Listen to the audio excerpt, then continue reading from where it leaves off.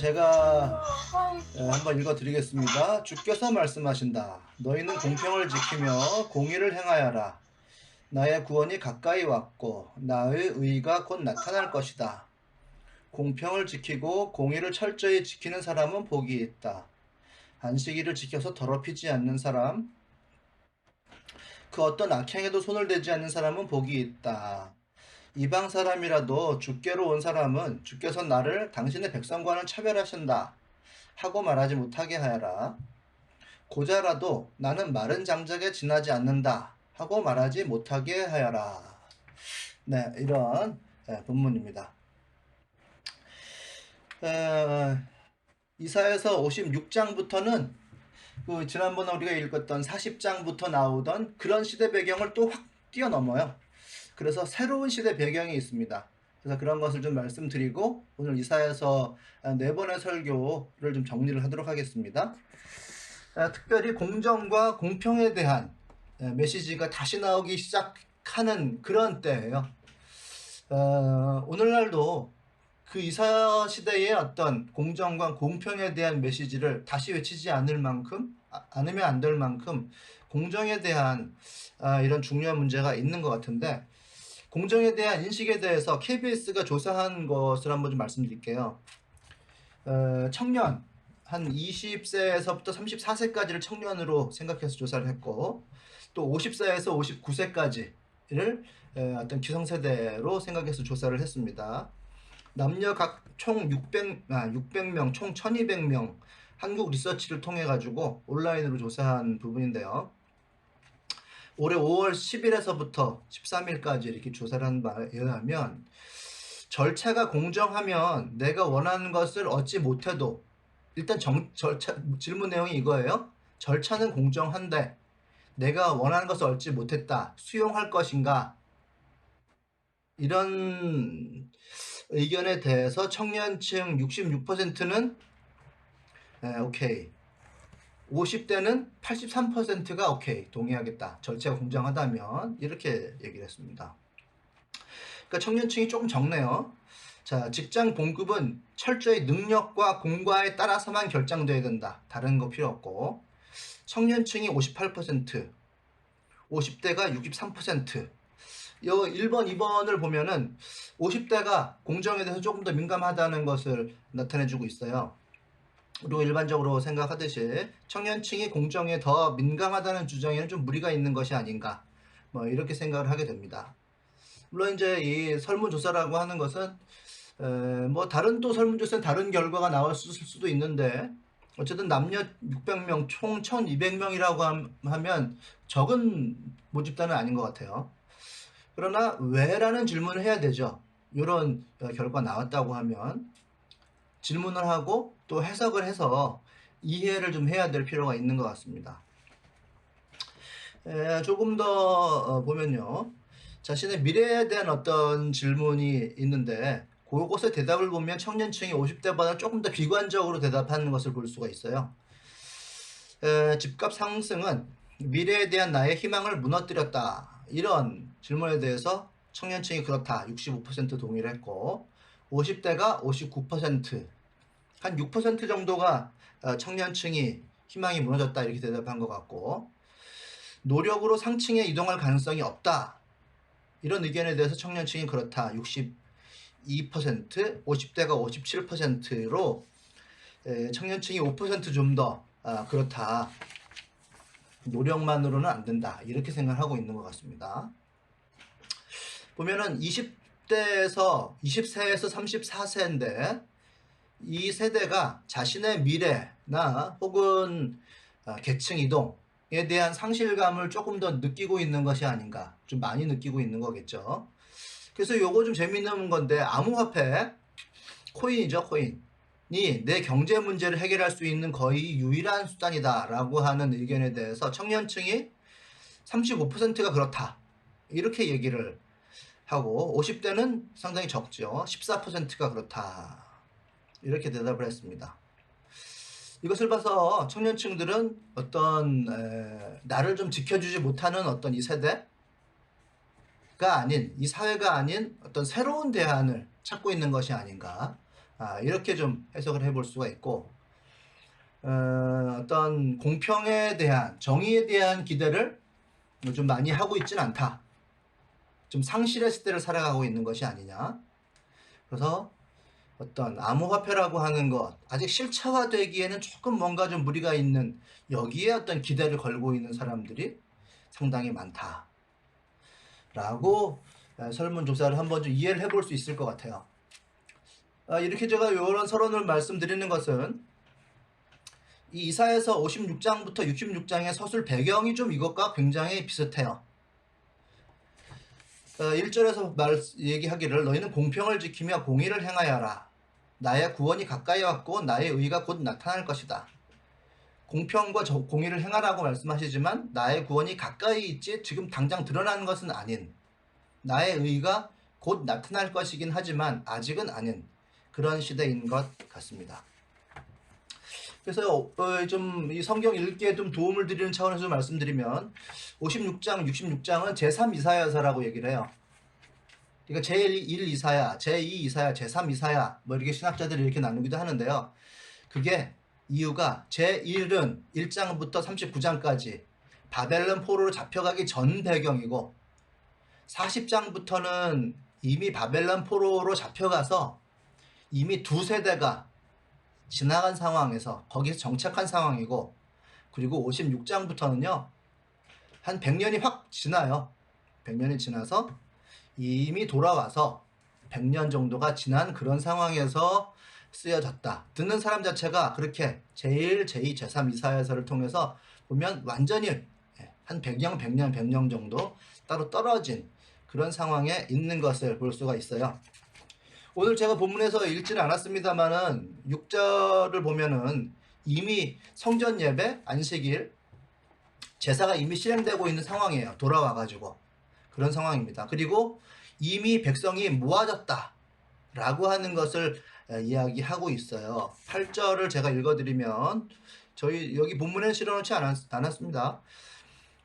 쫓겨난 이스라엘 사람을 모으시는 주 하나님께서 말씀하신다. 내가 이미라는 말이 있죠. 나에게로 모아드린 사람 외에 또 더 모아드리겠다. 이렇게 나오는 것을 보아서 이미 모아진 백성 이외에 이미 들어왔다는 것은 이미 형성이 되었다는 거죠, 좀. 그리고 더 모이게 할 것이다.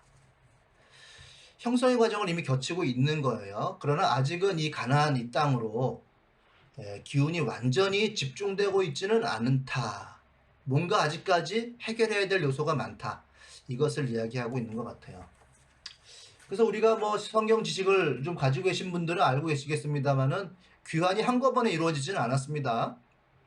총 3번에 걸쳐서 귀환이 이루어졌죠. 제일 첫 번째가 이제 스룹바벨이라는 사람 총독이 이스라엘 성전을 재건해요. 이스라엘 일부만을 데리고 들어옵니다. 그러나 일부를 데리고 왔고 여전히 이 이스라엘 공동체는 페르시아에 남아 있어요. 그래서 여러분들이 잘 아시는 에스더서의 이야기 있죠? 그 에스더서를 읽어보면 동족을 구원하느라고 페르시아의 왕비 에스더가 기도하고 용기를 다해서 동족을 학살해서부터 그 하만 장군이라고 하는 제2인자가 이 유다인들을 못 학살하려고 하는 음모를 꾸미고 있었는데 거기에서 구원을 해준단 말이에요. 그 이야기가 언제냐고 하면 첫 번째로 소수의 인원은 돌아왔으나 대부분은 아직까지 페르시아에 남아있는 때예요. 그러니까 아직까지 공동체의 기운이 이 가나안으로 다 오지 못한 큰 기운은 페르시아에 남아있는 그런 때입니다. 그래서 2차 귀환은 한참 후예요. 80년 후에, 정확히는 78년 후인데 1차로 귀환하고 80년 후면은 뭐 죽을 사람 다 죽고 아들이 태어나가지고 청년기가 된 그런 때잖아요. 그때 2차 귀환이 이루어집니다. 그때는 좀 대대적으로 왔다고 해요. 에스라의 어떤 영적 부흥 뭐 이런 얘기 하잖아요. 그때가 이제 80년이 흐른 후예요. 그리고 14년 후에 이제 또 에스라가 2차로 귀환하고 나서 느헤미야가 이제 돌아와서 성벽을 만들고 하는 그런 얘기가 있는 거예요. 그러니까 제3 이사야서를 읽을 사람이 누구냐? 바로 이렇게 1차, 2차, 3차로 돌아왔는데 그 중에서의 어떤 굉장히 심한 갈등을 겪고 있는 어떤 사람들이 읽어야 될 사람들이라는 거죠. 그래서 우리가 제3이사야서 이렇게 이름을 붙이는데 그 제3이사야서라고 하는 말만 가지고 성경의 권위가 이렇게 허술하구나 얘기하지 마시고 이런 시대적 배경이 있다. 이렇게 이해를 하시면 되겠습니다. 그래서 지금 오늘은 56장 그 첫 부분에 해당하는 56장의 3절만 읽었는데요. 다양한 대립이 있습니다. 그리고 이제 생각의 긴장이 다중다양하게 있어요. 그 중에서 다 말씀드릴 수는 없고 오늘은 56장에 나타나는 두 가지 세력의 긴장에 대해서만 말씀을 드리려고 해요. 이 재건을 하는 입장에서 주류가 되는 사람들인 것 같은데 여기서 명시적으로만 딱 나오는 바에 의하면 이방인에게 배타적 그리고 고자에게 배타적인 사람들이에요. 이 이방인은 일단 혈통적으로 안 되죠. 아예 안 되는 사람들이고 혈통적으로 아예 자격이 없는 사람들 이런 사람들이고요. 고자라고 하면 그 뭐 왕의 왕비나 뭐 공주를 시중드는 이런 내시처럼 거세된 사람이죠. 뭐 그렇지 않다 하더라도 육신의 결함이 있는 이런 사람인데요.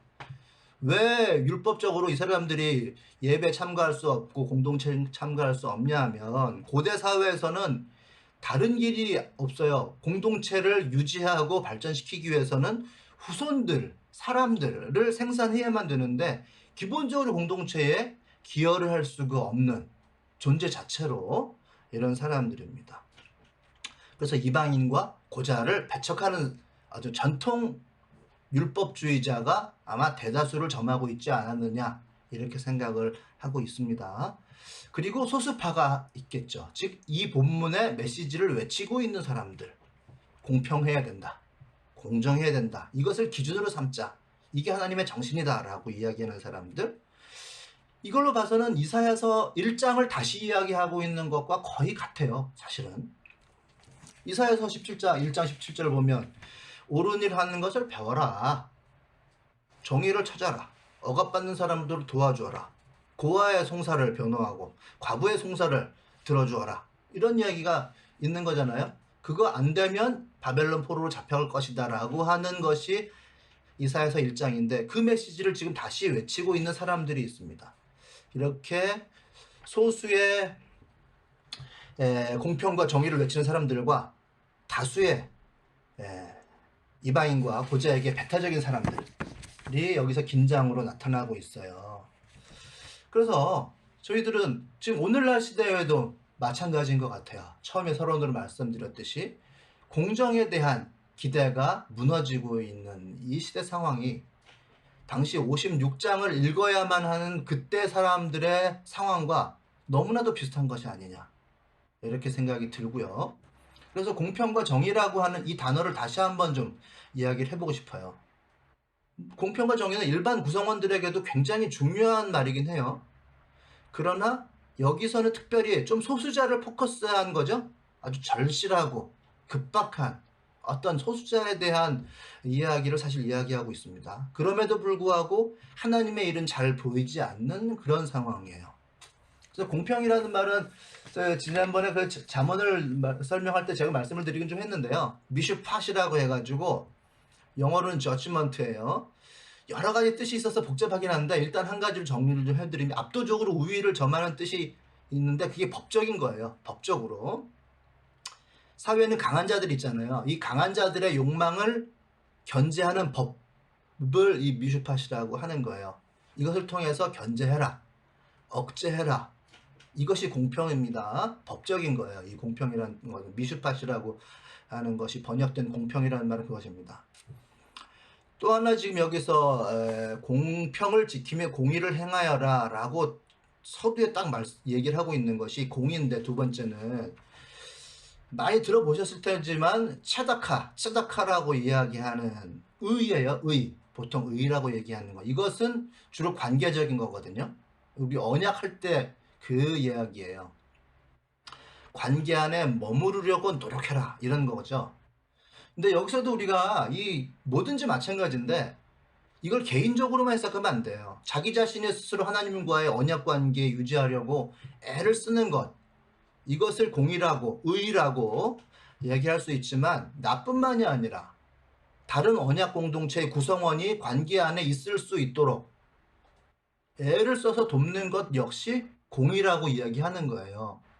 그러니까 공평과 이 공의라고 얘기할 때는 일단 법적인 것, 사회관계적인 것이고, 또 하나는 사람과 사람, 그리고 하나님과 나와의 관계적인 것이 두 개가 같이 언급이 되고 있다는 거죠. 공평을 지키며 공의를 행하여라 라고 했을 때 정말 이렇게 산문으로 써놓으면 이게 무슨 뜻인지를 정말 모릅니다. 이거는 시로 되어 있거든요. 그래서 지켜라라고 하는 말 자체가 이게 그냥 지켜라가 아니에요. 공평을 지켜라, 공평을 애써 유지해라, 사실은 몸으로 둘러싸라 이런 뜻을 가지고 있습니다. 이 공평한 시스템을 방어하기 위해서 대책을 마련하는데 이것을 방어하고 돌봐라 라고 하는 말이 이 지켜라라는 말의 원래 뜻이에요. 가까이서 지켜보고 관찰하고 몸으로 둘러싸가지고 그 공평이 훼손되지 않도록 애를 써서 대책을 마련해라 라고 하는 것이 공평을 지키며 라고 해서의 지킴이에요. 그리고 공의를 행하여라, 이제 의를 실천해라 이렇게 번역할 수 있는데, 이 실천해라라고 하는 것은 있는 것을 실천하는 게 아니라 없는 것을 만들어내라라는 뜻입니다. 성취해라라고 하는 말이 맞는 거예요. 원래는 조금 더 진전해가지고 없던 것을 생기게 해라 이런 이야기입니다. 그 상황 자체가 의가 없는 것 같은, 없는 것 같지만 하나님의 말씀은 나의 구원이 가까이 왔다고, 나의 의가 곧 나타날 것이지만 현재는 없는 거예요. 없는 것 같지만 나의 의가 곧 드러날 것이지만 의를 성취해라, 조금 더 나아가서 없던 것을 생기게 해라 라고 하는 절실한 공평과 의의 실천, 이것을 하나님께서는 이제 56장부터 새롭게 예루살렘을 재건하고 성벽을 재건할 사람들에게 이야기를 해주고 있는 것입니다. 그런 상황은 오늘날에도 마찬가지죠. 공평과 정의가 꼭 필요한 시대. 오늘날 우리에게도 하나님께서 이런 말씀을 해주시는 것 같아요. 특별히 3절을 보시면요, 이방 사람이라도 주께로 온 사람은 주께서 나를 당신의 백성과는 차별을 하신다 하고 말하지 못하게 하여라.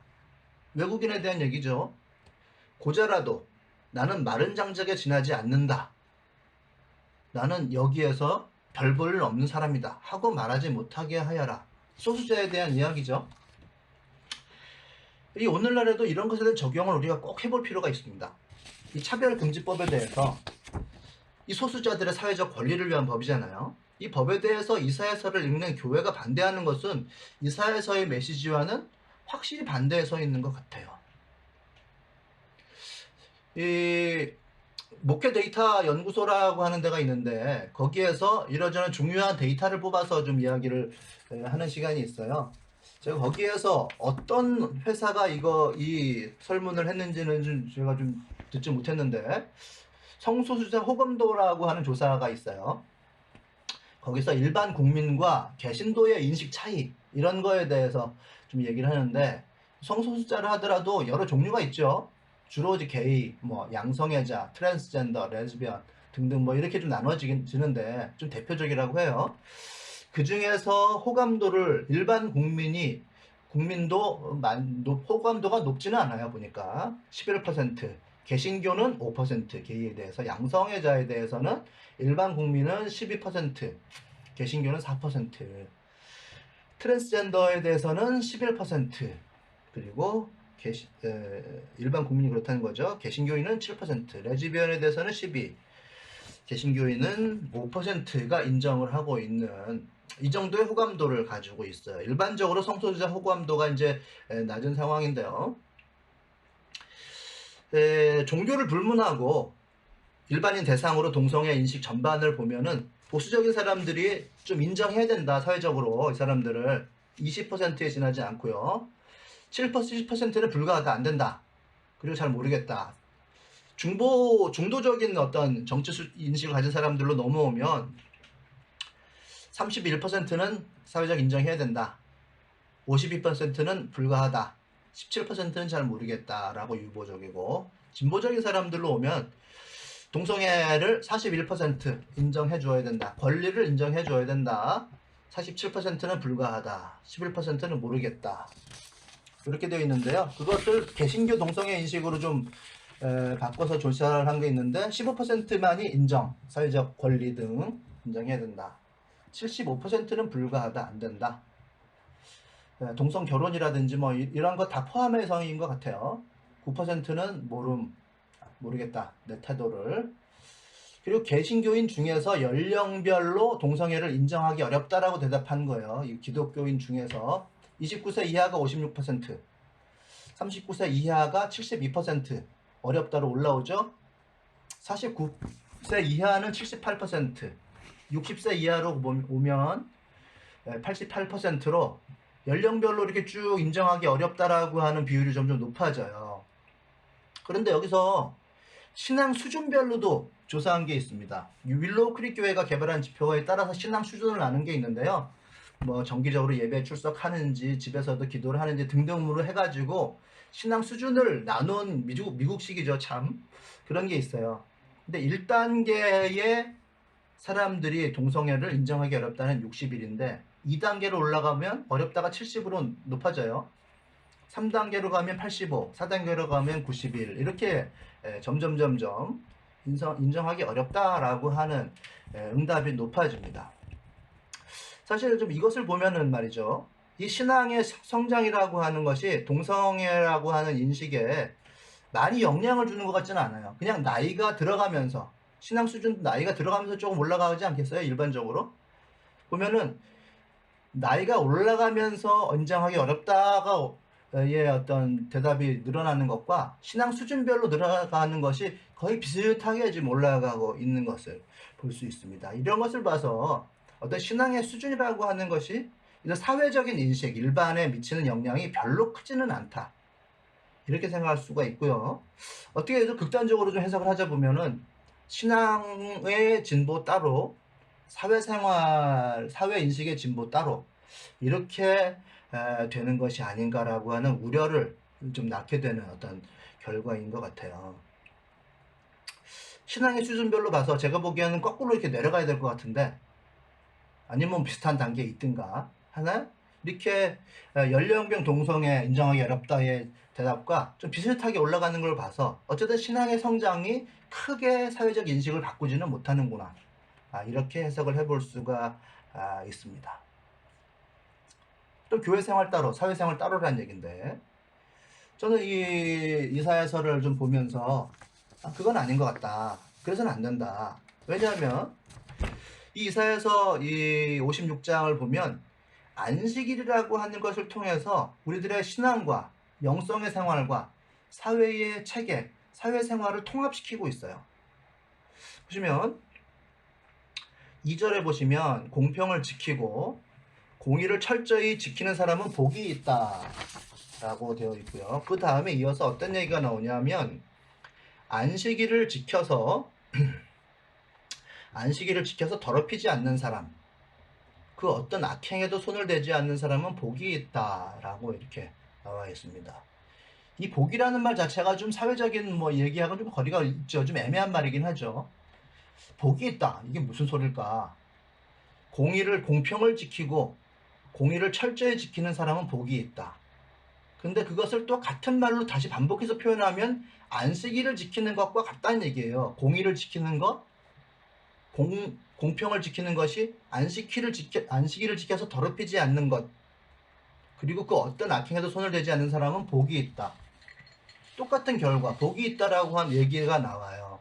공평을 지켜서 복이 있든, 공의를 철저히 지켜서 복이 있든, 안식일을 지켜서 복이 있든, 악행에 손을 대지 않아서 복이 있든 간에 어쨌든 복이 있다는데, 그렇게 유추해서 보면 사회적인 어떤 정의를 지키는 것과 안식일을 지키는 것과는 사실은 같은 맥락 안에 들어있다고 우리가 좀 볼 수가 있습니다. 그리고 성경 전체를 본다 하더라도 이 안식일을 지키는 것은 단지 종교적인 절기를 지키는 것뿐만이 아니라 사회적인 우리들의 생활을 의미를 하는 것이에요. 그래서 안식일을 통해서 우리들의 신앙생활과 사회생활을 하나로 만들고 있는데 종교적 개념만으로 머무르면 안 됩니다. 우리가 안식일을 지킨다, 일주일에 한 번 시킨다, 쉰다 이것만으로 생각을 고정시키면 안 되고 안식일을 지킨다는 악행에 손을 대지 않는다. 이렇게 우리가 인식을 해야 되는 거죠. 그러니까 실천율을 다 포함하고 있는 거예요. 안식일이라고 하는 것 속에서. 물론 종교적인 절기는 맞아요. 일주일에 한 번. 그러나 더불어서 우리가 안식일이라고 하면 자동적으로 생각을 어떻게 확장해야 되냐면 안식년으로 생각을 확정을 하셔야 돼요. 7일에 한 번 쉰다. 안식일. 쉬어야지. 일요일. 이래서 딱 생각을 멈추는 게 아니라 안식일 하면 안식년으로 딱 자동적으로 생각이 확장되어야 되고요. 그 7년에 한 번인데 그 7년을 7번 곱하면 7, 7이 49가 되잖아요. 49년 다음에 그 다음에 50년째 희년이라고 하는 것까지를 생각을 해야 돼요. 안식일이라고 하면 언제나 안식일 일주일에 한 번 쉬어 에서 우리는 희년 이렇게까지 생각을 확대해야 이 안식일이라는 말을 제대로 이해를 하는 거예요. 그러니까 일주일에 한 번 쉬는 지구적인 인간 사회 이 패턴이라는 게 보통이 아니죠, 사실은. 그렇죠? 일주일에 한 번 쉬는 것도 이게 사람을 사람답게 만들어주는 포인트가 일주일에 한 번 쉬는 거. 일단 일주일에 한 번 쉬는 게 없으면 사람은 건강을 유지하기 굉장히 힘들걸요. 이 최소한의 건강의 안전망이라고 생각하시면 될 것 같습니다. 그것뿐만 아니죠. 일주일에 한 번 쉰다라고 하는 게 가족을 정말 가족답게 만들어 주잖아요. 일주일에 한 번 안 쉬면요, 가족이 가족답지를 않을 거예요. 이 공동체로서의 인간됨, 그것을 일주일에 한 번 쉬는 게 만들어져요. 자기 자신으로 돌아가게 해주잖아요. 엄청 땀 뻘뻘 흘리면서 일하다가 아이고 주말이네 한 번 쉬어야지. 이게 사람으로 만들어준단 말이에요. 인간 본연의 자기 자신으로 돌아가게 만들어주는 것이 바로 안식일이죠. 뭐 취미가 생활이라고 하는 게 사람을 얼마나 귀하게 만들어줍니까? 자기 자신을 소개할 때 저 이런 취미를 가지고 있는 사람이에요 라고 소개하는 사람은 이제 없죠. 대한민국 사회니까 뭘로 돈 벌어먹고 사느냐가 초미의 관심사인 이 사회에서는 취미가 뭔지가 중요하지 않지만 자기의 취미만큼 사람을 그 사람답게 만들어주는 게 없어요. 그렇습니다. 하여튼 일주일에 한 번 쉰다라고 하는 것이 나를 돌아보게 하고 가족을 돌아보게 하고 주변을 돌아보게 하는, 사람을 사람답게 가족을 가족답게 만들어주는 굉장히 중요한 지구적인 어떤 엄청난 삶의 패턴이란 말이죠. 그러나 그것이 나 개인에게서 멈추는 것이 아니고 안식년으로 나아가고 그것이 끝내는 희년으로 나아가는 법체계와 사회적인 윤리와 관계가 있다라고 하는 거, 이거죠. 희년이라고 하는 게 뭐예요? 얼마나 감동적인 거예요. 가난한 자건 부자건 간에 하나님께서 주신 것이 있었다고 하면 50년째에는 네 거 내 거 할 것 없이 다 나눠 가져서 다시 리셋하는 거, 하나님께서 나한테 주신 거, 우리 할아버지한테 주신 거, 우리 아버지한테 주신 거, 내가 가난해서 팔아먹었다 할지라도 50년째 되는 해는 나에게 다시 돌아와서 다시 자녀에게로 돌아갈 수 있게 하는, 그래서 스타트 라인은 그래도 똑같은 형태에서 다시 출발할 수 있게 리셋해주는 희년이라고 하는 게 얼마나 엄청나냐는 거예요. 이 안식일로부터 출발한 희년이라고 하는 게 바로 그런 의미가 있다는 거죠. 그것을 더럽히지 말아라. 안식일의 정신을 훼손하지 않으면 복이 있다. 그렇게 훼손하지 않는 그 공동체에 있는 게 얼마나 복이냐, 이렇게 이야기를 하는 거예요. 그러니까 안식일의 정신이라고 하는 것을 근본으로 지켜보면은 샤밧이라고 하는 데서 나왔거든요. 쉼이라고 하는 데서 그 어원을 찾을 수가 있는데요. 하나님의 명령으로부터 나왔어요. 성경에서 보면 권력자 바로에게 명령한 거고 노예인 이스라엘에게 명령을 한 것입니다. 쉬겠다고 얘기해라. 그럴 때 어떻게 얘기하냐고 그러죠? 이게 쉰다는 말을 어떻게 하냐고. 노예가 바로에게 가서 말해라라고 하나님께서 명령한 것이 바로 이 쉼이에요. 쉼이란 말은 그냥 앉다는 얘기거든요. sit down 한다는 얘기거든요. 노예한테 앉는 게 어딨어요. 세상에. 조용히 앉아 있겠습니다. 하나님께 예배하려고 하루를 쉬겠다고 얘기하는 게 말이 안 되는 거죠. 근데 그렇게 하나님께서는 명령을 하셨다. 거기에서부터 이제 안식일이라고 하는 쉬는 날이 나왔어요. 그럼 앉다는 얘기는 휴식을 취한다는 말이잖아요. 움직임을 그만두겠습니다. 노예가. 움직임을 그만둘 수가 없는 게 노예죠.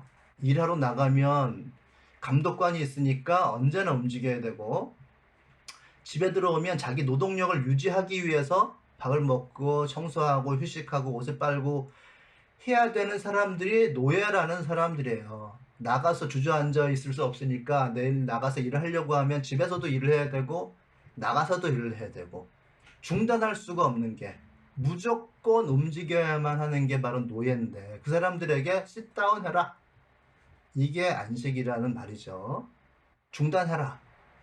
거기서 나오는 엄청난 함축적인 뜻과 현실 체계들이 있는데, 그것이 성경에서는 안식년, 희년으로 연결되어서 우리들에게 이렇다라고 얘기를 해주고 있습니다. 그러니까 모세는 하나님의 명을 받아서 바로에게 얘기를 한 거예요. 노예들, 애굽의 노예 상태에서 야훼에게 예배하기 위해서 우리 광야길로 나가서 하루쯤 거기에서 예배를 드리고 오겠으니 우리 노예 활동을 그만큼은 못하겠다고 얘기를, 어이없는 이야기를 한 거죠. 쉬겠다. 노예 하루 노동 못하겠다. 노예 상태의 사람들에게 해방을 의미하는 것이고, 그 안식일이라고 하는 것은 해방을 의미한다. 오늘날 우리에게는 그렇게 인식이 되고 있는 거죠. 실제로 하나님은 그 노예들을 이제 그곳에서 건져내셨습니다. 건져내시고서 해방자 하나님만을 섬기고 이제 너희들에게 안식을 주지 못하는 모든 것을 거부해라. 그것이 바로 우상이다. 이렇게 이야기를 해주시는 거죠. 그래서 안식일이에요. 그런 의미에서 안식일을 지켜서 그 정신을 훼손하지 않으면 복이 있다라고 하나님께서는 말씀하시는 것입니다. 오늘날에도 마찬가지가 되는 거죠. 벌기 위해서, 얻기 위해서 달려갈 수밖에 없는 우리들에게 그거 아니다. 너희들이 정신과 뜻을 모아서 반드시 쉴 수 있게 쉼이라고 하는 것을 지켜내라. 몸으로 둘러싸서 그것을 똘똘 뭉쳐서 어쨌든 쉼이라고 하는 것, 중단이라고 하는 것, 희년이라고 하는 것을 지켜내라. 그래야 복이 있다고 말씀을 하신 것입니다. 그리고 또 하나 중요한 것은 이 안식일이라고 하는 건 통합이죠. 통합을 의미를 하는 거예요. 통합의 시스템이에요. 이제 이 안식일이라고 하는 것은 물론 하나님께서 이제 창조하셨을 때 첫 번째 나온 거고요. 휴식하신 거. 그게 우주의 어떤 구도로서, 우주의 법칙으로서 말씀하신 게 있고, 두 번째 이제 법으로 말씀하셨을 때는 출애굽기에 나오는데요.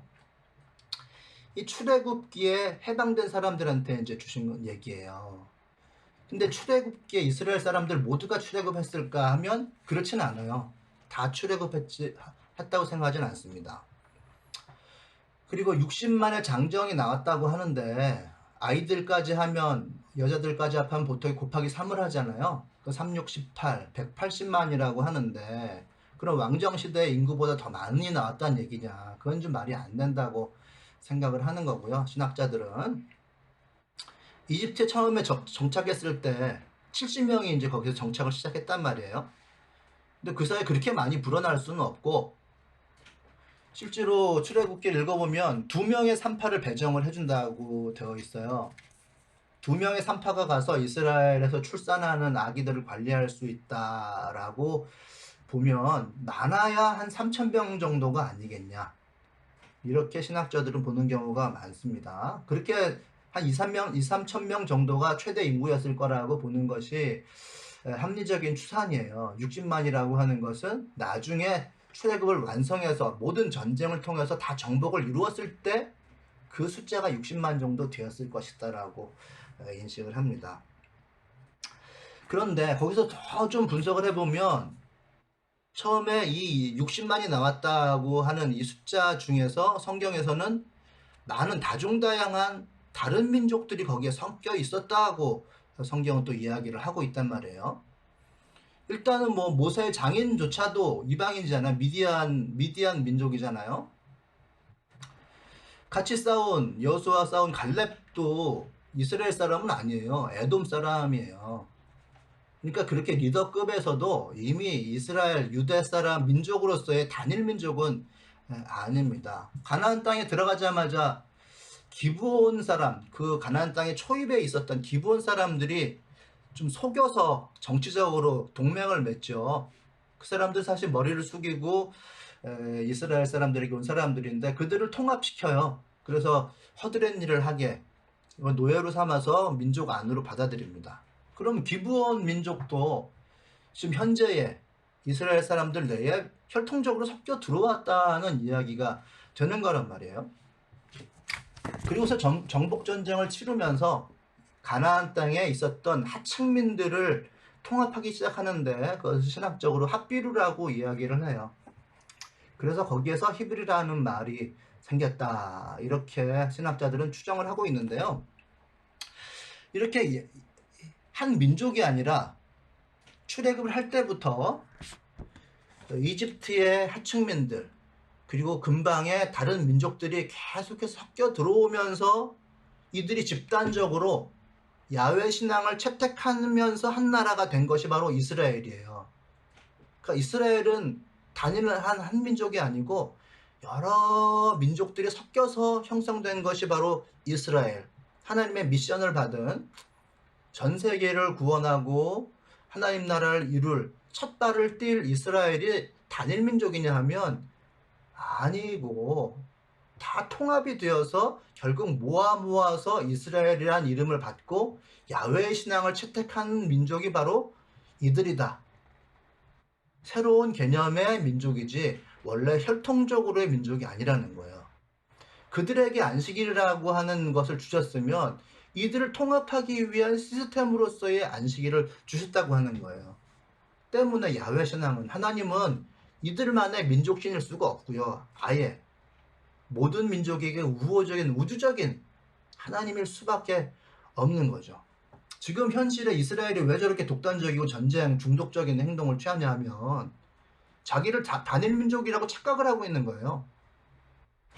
자기네들 스스로가 뿌리 혈통적으로 이미 주변에 에돔 사람이고 뭐건 다 들어와 있다고 하는 것을 의도적으로 회피를 하고 있는 것이죠. 그러니까 중동에서 뭐 깡패라고 얘기를 하듯이 그런 행동을 취한단 말이죠. 사람이, 공동체가, 어떤 종교 집단이 자기 스스로를 순혈이라고 생각하면 깡패적인 행동이 나오거든요. 그럼 기독교가 현재 이렇게 생각해 보자고요. 우리들은 아니다. 우리들은 순결한 종교 집단으로서 어떤 하나님께서 주신 것도 다 지켜내는 사람들이다. 우리는 신앙을 지킨다. 이런 생각을 가지면서 우리 주변에 있는 자들에게 기본 우호적인 태도를 취하는 것을 거두는 순간에 깡패가 되는 거예요. 집단을 이루게 되는 거라죠. 하나님 미션을 받아서 나아가는 자들이 아닌 안쪽으로 들어가는 집단이 되어버리는 것입니다. 그래서 기본적으로요, 여러 가지 이념과 신념을 따지기 전에 우호적인 태도를 취하는 건 너무너무 중요한 거예요. 소수자들에 대해서 야, 이거 이념적으로 이렇게 학문적으로 이렇게 따지기 이전에 말이죠, 프라이버시잖아요. 개인적인 거잖아요. 자기가 어떤 성적 지향을 가지고 있는지, 그거에 대해서 우리가 왈부를 할 수가 있는 건가요? 자기가 일단 기본적으로 알아서 해야 될 문제, 그걸 왜 우리가 따져요? 일단 사람이 받아들이는 거고, 그건 자기가 드러내고 나타내면 그것에 대해서 우리가 일반적인 차원의 대응을 할 문제지, 그것을 사람이 따져서 안 돼라고 감히 얘기를 할 수가 있는 건 아닌 거죠. 먼저 일단은 하나님께서는 우리가 현재 시대에 우리가 뭐 다양하게 게이라든지 양성애자라든지 트랜스젠더라든지 이런 구체적인 언어를 써서 말씀하시지 않았지만은 이방인과 고자라고 하는 것을 통해서 소수자를 포커스한 절실하고 급박한 하나님의 일, 공평과 정의를 우리들에게 얘기해 주시는 것이 아주 분명합니다. 그것을 통해서 공평과 정의, 그것이 단지 일반 국민에 대한 것이 아니라 우리가 영적이면서도 사회 시스템에 관여를 해야 된다. 그것을 안식일이라고 하는 걸 통해서 우리들에게 이해를 시키고 있는 거란 말이죠. 56장부터 이 얘기를 들어야 될 사람들과 우리들의 시대가 똑같은 시대 배경을 가지고 있어요. 정신으로 좀 이해를 하자. 이거를 갖다가 율법으로 혈통적으로 이해하지를 말고 하나님의 뜻이 뭐냐, 정말 주위에 있는 소수자들을 옹호하고 품고 같이 가야 될 사람으로 인식해야지, 이것을 따지고 나누고 분별해서 평등이라고 하는 기본적인 권리조차도 줄 수 없다라고 얘기를 하면 안 된다는 거죠. 그런 사람들에게는 복이 없다. 하나님의 복이 없으면 인간은 살 수가 없습니다. 복이 뭐냐라고 애매하게 얘기를 했을 때 우리가 이렇게 생각할 수가 있어요. 복을 받았다 하면 사람들은 착각하는 게 뭐냐면요, 에스더가 페르시아에서 죽기 직전에 용기와 기도로 이스라엘 민족을 살려냈을 때 이스라엘 사람들은 우리가 하나님께 살아계시는 것을 알고 복받았다라고 얘기를 할 거예요. 그러나 하나님께서 이야기하시는 이 복이라고 하는 건 그거 말고 근본적으로 공평과 정의를 실천하고 안식이라는 정신을 지켜서 더럽히지 않는 사람들에게 복이 있다고 얘기하는 거거든요. 근데 그건 잘 못 느껴요. 그러한 공평과 정의와 안식일을 지켜서 그 안에서 흐르고 있는 하나님의 기운을 타고서 사는 사람들은 복인지 뭔지 긴가민가 해가지고 못 느낀단 말이죠. 그냥 죽기 직전에 살아났으면 복 받았다라고 얘기를 하는 거고, 페르시아에서 돌아와가지고 하나님과 함께 살아가면서 공동체를 이루어가는 복이라고 하는 것은 잘 느끼지 못할 때가 많습니다. 이 복이 있다라는 말은요, 언제나 감탄사로만 쓰여요. 얼마나 행복하냐, 얼마나 기쁘냐라고만 쓰이는 말이에요. 이제 지금 우리가 이제 운문으로 되어 있지 않으니까 복이 있다 이렇게 덤덤하게 정말 웃기게 번역이 되어 있지만, 사전적으로 감탄사로만 쓴다고 되어 있어요. 그러니까 복과 기쁨이라고 하는 것은 일단 뜻이 같은 말이고요. 그러니까 이렇게 해석을 해야 되는 거죠. 얼마나 좋냐, 이렇게만 번역을 할 수가 있는 말이에요. 여기에서 복이라는 말은 사전적으로 감탄사로만 쓰인다라고 되어 있으니까 얼마나 좋으냐, 얼마나 기쁘냐, 그러니까 이론적으로 설명한 게 아니고 거기에 이미 참여한 자들만 공유해서 느낄 수 있는 복이에요. 일단 그렇게 살아봐라. 그러면 느낀다는 거거든요. 이론이 아니고 그 이상의 복이 있는 거죠. 뭔지는 저도 잘 모르겠어요. 그 말로 설명하니까 안 되죠, 당연히. 이거는 그렇게 설명할 수 있는 게 아니에요. 사람의 생각 이상의 것이 주어진다는 것으로 이해를 하시면 될 거예요. 모든 안식일의 정신이 모아져서 사람이 평등해지고, 사람의 마음과 마음이 나누어지고, 저 사람이 내 마음 알아주고, 정말 남과 같은 사람들이 나와 하나가 되는 그런 행복을 느끼게 되는 그런 사회에서 내가 살아갈 때 얼마나 좋냐, 이렇게 하나님께서는 얘기하시는 거거든요. 정말 그런 것 같아요. 하나님과 동행하고 통합되는 공동체가 될 때 거기에서 나오는 행복이 주어지잖아요. 그 기쁨, 그 복이 있을 것이다라고 이야기해 주는 거죠. 어떤 일이 되려면요, 정말 사람의 생각 이상을 뛰어넘은 어떤 운명적인 어떤 그걸 운명을 넘나드는 사건이 발생하려면 정말 이 하나님과 이 우주의 기운이 하나로 모아져야 되는 거잖아요. 사람도 그렇게 살아야 되고 자연도 그렇게 돼야 되고, 하나님께서 그 일을 드러내시고 그렇게 모아질 때 사람이 할 수 없는 운명적인 사건이 발생하는데 그 행복, 그 기쁨이 있을 것이다 라고는 저는 해석을 했습니다. 사실은 이제 이론적으로 이렇게 설명을 해놓은 주석책이라든지 뭐를 봤을 때는 이거에 대한 설명을 신통하게 해놓은 게 없어요. 그렇게 할 수가 없는 본질을 가졌다고 생각하고, 그 복이라고 하는 것을 가슴 깊이 절절하게 느낄 수 있는, 거기로 들어가기 위한 공평과 정의의 실천과 안식일의 정신을 지키는 거, 이게 정말 필요하다고 저는 생각을 하고요. 56장이면 뭐 여러분들 이미 읽고 지나가셨을 텐데 이제 조금 이제 마지막을 향해서 가고 있는데요. 이 시대적 배경이 우리와 뭐 똑같다, 필요하다, 이렇게 좀 생각했으면 좋겠고, 이 공정에 대한 인식이 청년층으로 갔을 때 이렇게 기대하지 않는 모양으로 드러나는 것을 초두에 말씀드렸는데, 그게 뭐 청년뿐만이겠어요. 많은 사람들이 야, 이거 참 기대하기 힘든 시대에 우리가 사는구나 이렇게 느끼실 때가 많을 것 같아요. 그런 하나님께서는 그 공평을 지키고 철저히 지키는 사람이 복이 있다. 그리고 안식일을 지켜서 더럽히지 않는 사람 복이 있다 이렇게 말씀하시잖아요.